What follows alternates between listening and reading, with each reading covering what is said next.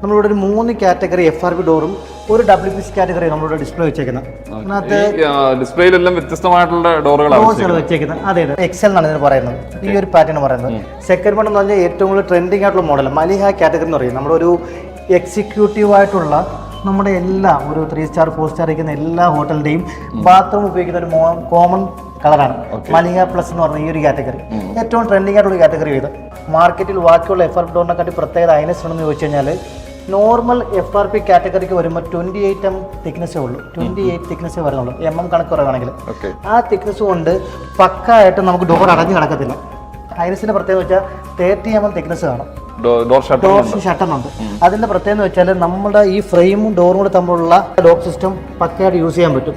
ഞാൻ അകത്തുനിന്നുള്ള നമ്മുടെ sound pollution അല്ലെങ്കിൽ സ്മെല്ലുകളൊന്നും ഈ 30 ഉള്ളതുകൊണ്ട് പുറത്തോട്ട് വരാറില്ല. അതുകൂടെ തന്നെ ഈ പ്രോഡക്റ്റ് ഉപയോഗിക്കുന്ന എല്ലാം പിഗ്മെന്റുകളാണ്. ഒരിക്കലും പെയിന്റ് കൺസെപ്റ്റ് അല്ല, പിഗ്മെന്റുകളാണ്. നമ്മുടെ ഓട്ടോമൊബൈൽ കാറിന് ഉപയോഗിക്കുന്ന സെയിം പിഗ്മെന്റുകളാണ് ഇവിടെ എല്ലാം യൂസ് ചെയ്തത്. അതെ.